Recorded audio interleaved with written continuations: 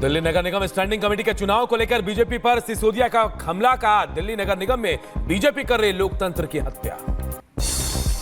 Bharatiya Janata party लोकतंत्र की हत्या के रोजाना नए रिकॉर्ड कायम कर रही है। बीजेपी नेता योगेंद्र चंदौलिया का आम आदमी पार्टी पर पलटवार, कहा दिल्ली की महापौर ने की लोकतंत्र की हत्या, हमारे ऊपर लगा रहे आरोप। लोकतंत्र की हत्या हमारे ऊपर जो आरोप लगा रहे हैं उनको अपनी गिरबान में झांकना चाहिए। हमारे पार्षदों को हाउस में जाने से रोका उन्होंने।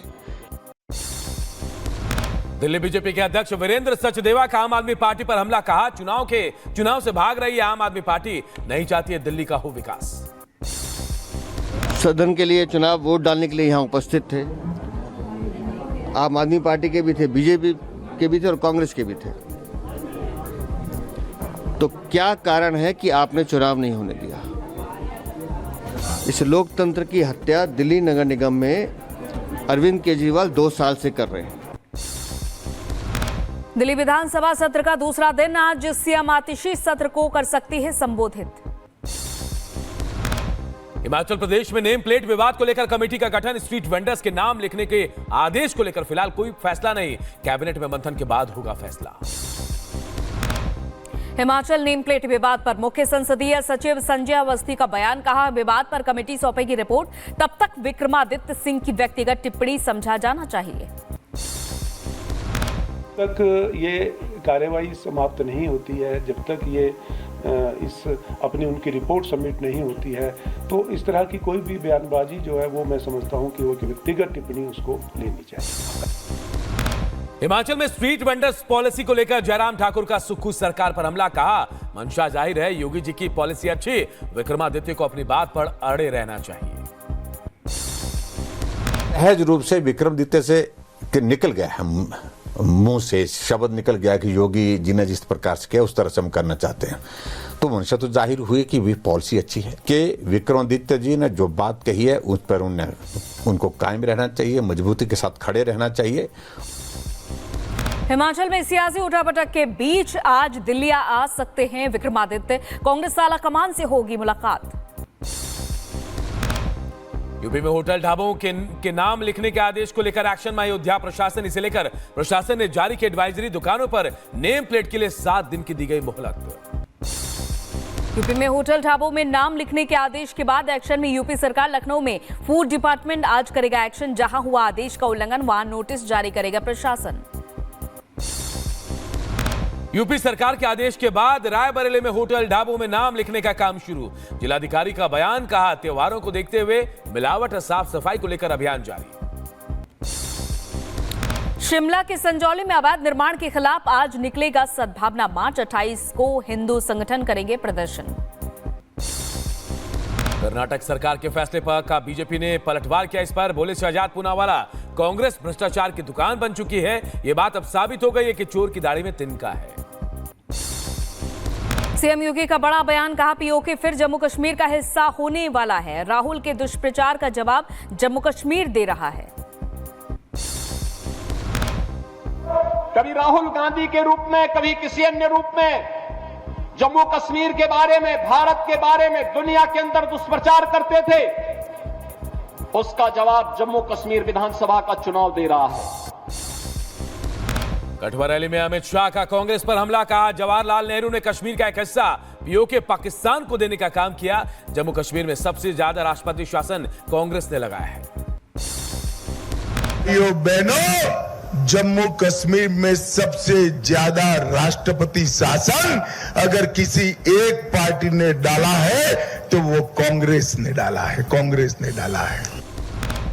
बांग्लादेशी घुसपैठियों को लेकर रक्षा मंत्री राजनाथ सिंह का बड़ा बयान, कहा बांग्लादेशी घुसपैठियों को बाहर करेंगे।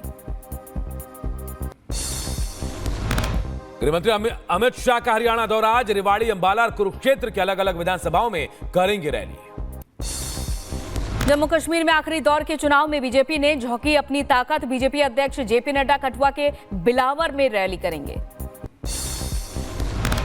जम्मू कश्मीर में गरजेंगे सीएम योगी, सुबह 10 बजे रामनगर उधमपुर में, तो दोपहर 12:30 बजे कठुआ में करेंगे रैली, बीजेपी के लिए मांगेंगे वोट। तिरुपति मंदिर में प्रसाद को लेकर जारी घमासान के बीच आज जगन मोहन रेड्डी करेंगे तिरुमाला मंदिर का दौरा। दिल्ली विश्वविद्यालय का छात्र संघ चुनाव आज एबीवीपी और एनएसयूआई के बीच कांटे की टक्कर। चीनी लहसुन का मामला पहुंचा हाईकोर्ट। यूपी फूड सेफ्टी और ड्रग विभाग की प्रयोगशाला के चीफ को तलब किया गया। मामले पर आज होनी है सुनवाई।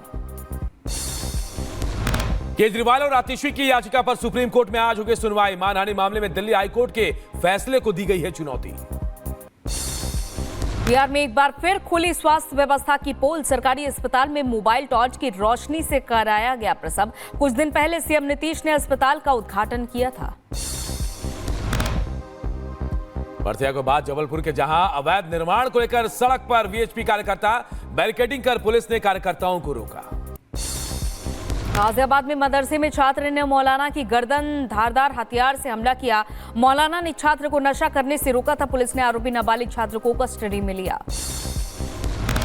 यूपी के सहारनपुर में एक महिला से पुलिस आरपीएफ कांस्टेबल की लड़ाई हो गई। मौके पर पहुंचे पुलिस ने आरोपी महिला को हिरासत में लिया।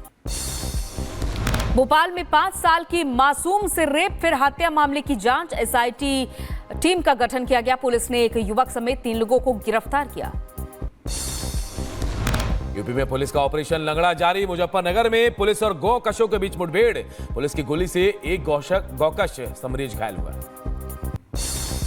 बागेश्वर धाम के पीठाधीश्वर धीरेन्द्र शास्त्री पहुंचे।